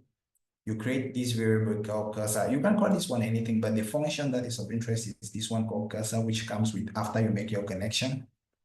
And then you can now use this function to execute SQL commands. Any command, as long as it's syntactically correct for SQL, it will run here. We even used it down here to add a record. You see, we added this Mary James using this command down here, right? And then when you do that, you can use the cursor to execute any command. But when you are selecting data now, when you're fetching from your database, when you want to go to your database, when you run the select command, which is what you normally do. And if we're supposed to run based on some conditions, it's just that I'm running out of time, which I can tell you to run. You can select commands where, so you remember we used to do this. I think we have that query up here, so maybe I don't waste my time. We have it somewhere over here. Select student. Let's just use the one where we have the age thing there. Select name age from student where age is equals to. Let's just do select mean age. I want something that selects that can return at least some data. I don't want to update. Okay, let's run this one. Right, we can take this one. And I can come back here. I wanted to show you that with the where command, because you can, when you want to go at times you don't want to, so we can update this. And then I can just say my query. I can update my query to say my query. It must not be query. You can call it anything. I'm just saying it's query because that's how it is. So my query is select name from students where age is greater than that. And if I run this as a string, I should not get an error. And so if I run my cursor dot execute, and then I pass my query inside, I can run this. This is my cursor that execute. If I run this, it gets it. And if I run my cursor, if I see new data, maybe this equals to my cursor dot fetch all, and then if I run this and I return new data, you should be able to get new underscore data, sorry. This should be able to give us all the data where the age is greater than, you see, you are returning the name where this age is greater than that. So you see, it returns you that information where the age is greater. So it can be anything. You want to go to your database to fetch whatever you want to fetch. Just you can write your SQL command directly here and run it and use the fetch all to return all the values. So you can filter data from your database now based on any need. If you are looking for sales where you want all the data where the sales is greater than 10,000, so I can do that. So maybe instead of returning only the names, I might want just the data values where, so instead of selecting name, I'm selecting star from student where age is greater than this. If I run this, that query has executed. And if I execute the query, maybe it has executed. And if I fetch all the data, and let me just keep calling it new data. If I paste this here and I run it, you see, I've returned all the data where the age is greater than, And if you look at all the ages here, they'll be greater than 18 years. So you can now go into a database and filter your data and fetch any data that you want based on whatever needs you have. Then once you're inside here now, you can clean the data, you can do whatever you want to do with the data, send it to the machine learning model and do whatever you want to do with it. Is that clear? You can now write this output as an Excel file, right? Yeah. So because you can read this data, if you convert it to a data frame. So we had data over there, right? Data. Should I update my data? Okay, DF, sorry. We had our DF. We converted that data to a data frame and we call it DF, right? So I can now write this DF to a new file, right? I say DF dot to underscore Excel, and then I can pass wherever I want it to be stored. Maybe I want it in my downloads folder. I can pick maybe I can copy the address here. It's gonna not work. Let me copy the address here and then I come here. I'm just gonna pass an arrow here and I paste this as a string, please.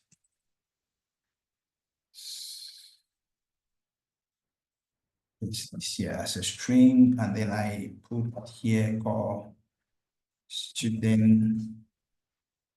But what's the extension for Excel again? Is XLSX. If I'm not mistaken, let me confirm it back. I'm not going to say what I don't know. XLSX, yeah.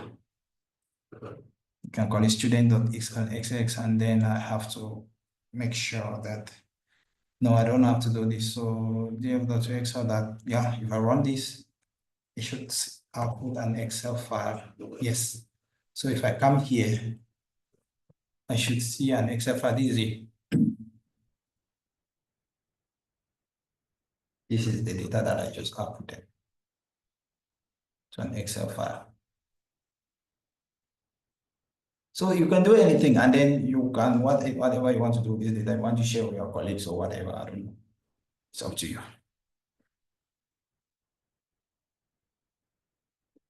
Is there any question so far? I'm out of time. Yes, Christian. I need to close now. Can you hear me, Prof? Is there any question? Yes. Yes. Looking at when you call the table from the SQL to your work environment, in this case, lab digital and notebook, how do you work with multi-dimensional tables, table with high dimensions? You mentioned is it the truth table, the table that contains all the primary keys?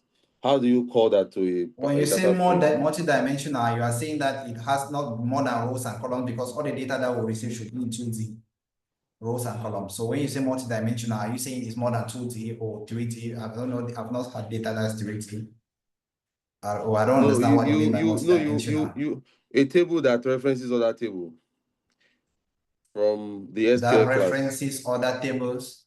Yes, a table that references other tables, because one table like can the fact that like student and university and grades. Yeah, I think we did that. You might want to input, you might want to pull in all the data and you concatenate it within Python. It's up to you now. You see here, I was selecting from students. You can select from any other table. If you have 10 tables and you want to pull in all the data from the different 10 tables, if you want to write an SQL query that will combine all the data at the level of your Python here using the join function, okay, then write the join function here and then join the data and then output it. But if you ask me, I'll import the tables individually and then concatenate them here based on what I want to do. I can either concatenate them vertically or horizontally. It depends on what you want. But you can read any table as long as you're connecting to the right database, right? Which you explicitly specified here. And if you decide to change the database, you can run a different query which says use, then you use a different database. Maybe use school, then that will switch you to a different database, and then you can continue to fetch your data from there and bring in all the tables with different names. It will be data 1, data 2, data 3. If you have 10 tables, it will be data 1, data 2, data 3, data 4, data 5. And you can put in all those tables in Python. You will remove whatever you want to do there and concatenate them. And join them in Python. That's what I mostly do. I think it will just be, it will still be everything spread out. The relational properties will be lost. I just want to confirm that. If we still have the relational properties in SQL in this relational properties now will depend on the query you are writing.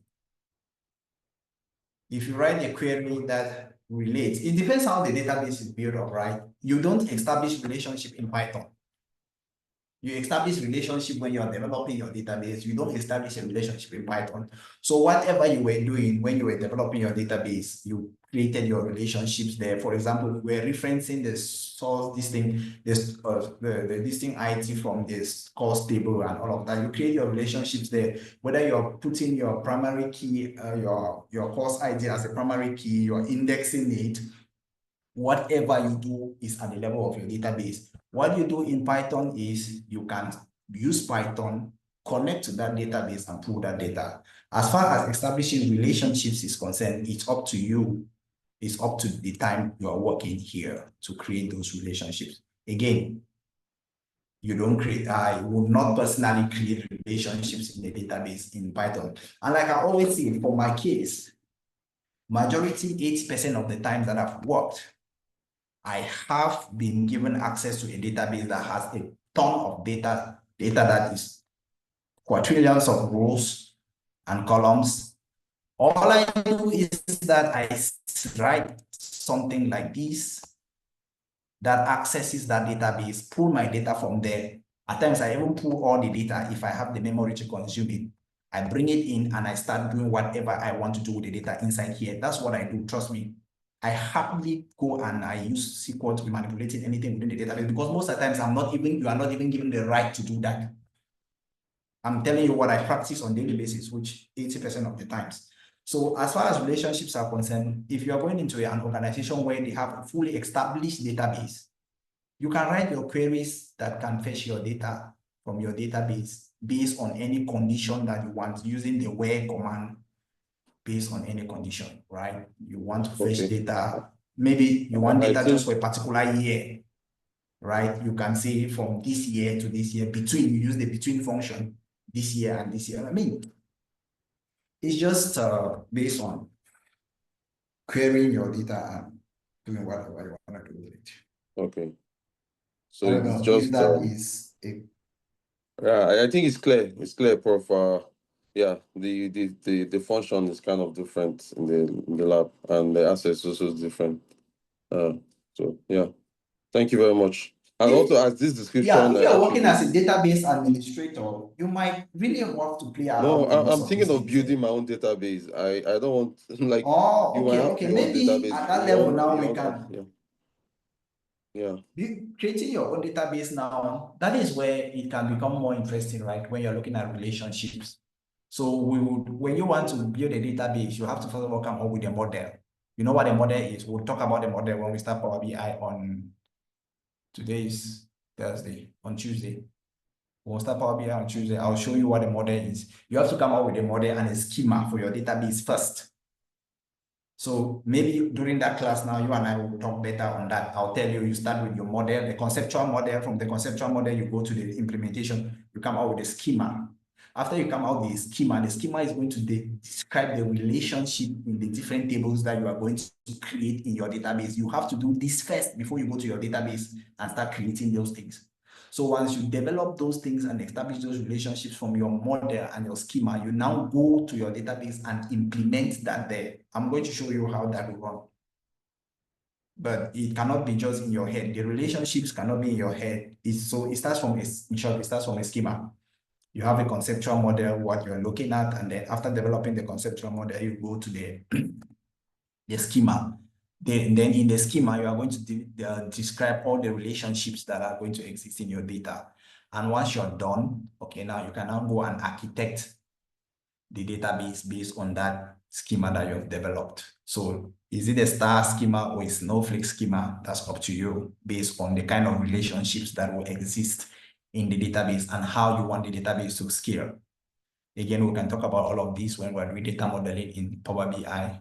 That should be our second class.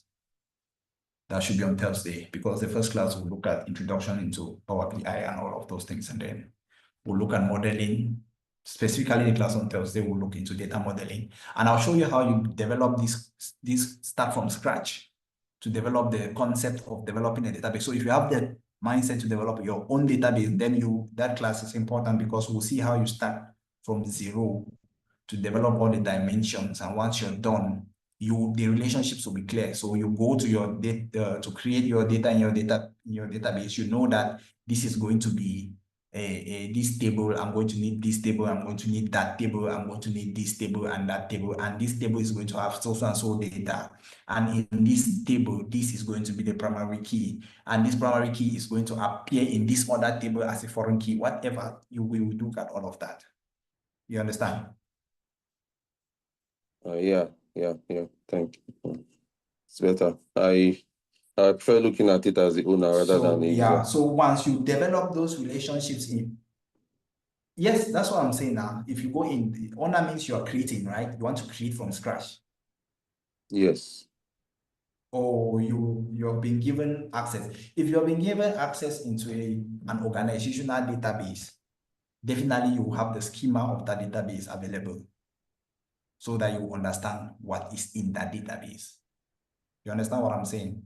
You have access to the background queries and everything. You have access to the code, that the construction code now.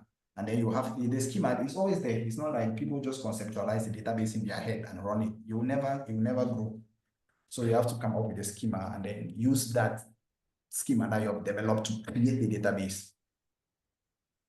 So the relationships are not established here. You just come, like I said, we are connecting to a database and pulling data there. So we expect that whoever created the database did a good job with the relationships, primary keys, secondary keys, such that if I write a query, the query goes and return the data that I want, because the relationships were established. You understand what I'm saying? If I filter data, because writing a query means filtering, and relationships help in filtering. The reason why you create relationships is because you want to be able to get a student's course ID by just pulling up the student's student ID. That's a relationship. You want to know which course the student is doing by just pulling the student's name, for example, right? That's why you have relationships, because the course table is different, the student table is different. But you can be able to access the course information from the student information using the course ID. That's why you create a relationship. And therefore means if that relationship has been well established, if you come here now and say, select student or select course, or select course from or whatever from students, where course ID is equals to this, you should be able to get back that result clearly without any problems, because you had a well-established relationship.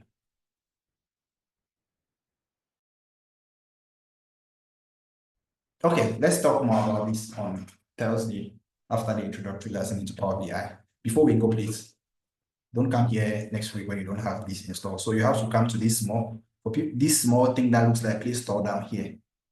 Please pay close attention. There is this small box down here that looks like a handbag. Every computer from Windows 10 and above should have it. But for you to access this, you need a Microsoft account. A Microsoft account is an account that ends with outlook.com. You have to create it, outlook.com.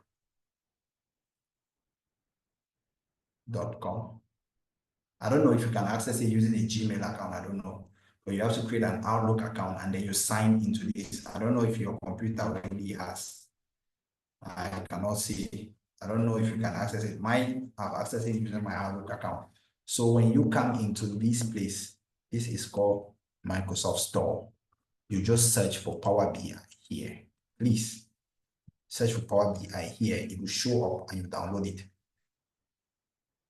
Don't show face in class on Tuesday without this.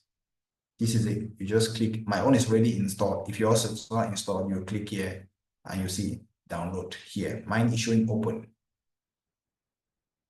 So as I'm talking, you can begin to click your own button. This button, please. For those who are not seeing this button, download. Click on this button, this small handbag, or how do you call it, suitcase with squares inside, 4 squares. Come in and just search Power BI and download it and install it on your computer before the next class. Is that clear? Yes, so Thank you, Prof. Yes, this is the tool that we are going to be using for data visualization. It's very important. And we'll do a whole lot of things there. So make sure you have it before the next class so that when we are talking, you should not be lost. And then for these challenges we're having today, I'll look into them and see how we can. Okay. Yes, Power BI desktop. Yes, please. Power BI desktop. You should have, at the end of the day, you should have something like this. Let me show you my own. I use my own Power BI desktop. You should have something that looks like this. I know I've stopped sharing. Let me share again.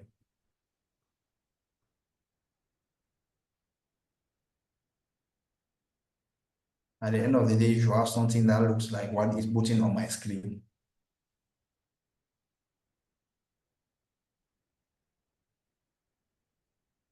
You should have something like this when you finish. You don't need anything to download it. As long as you can access this Play Store, it's like your Google Play Store on your phone, but this one is for Microsoft Store for your computer. As long as you can access this place, you can download it without any prerequisites. You don't need to pay any money. It's free. You don't need to pay anything, and you don't need to use any link online. No. The only thing I don't know is that I don't know if you can access it using a Microsoft a Gmail account. I don't know that one. If you can, but I'm fine. But if you cannot, just create an Outlook account. Is that clear?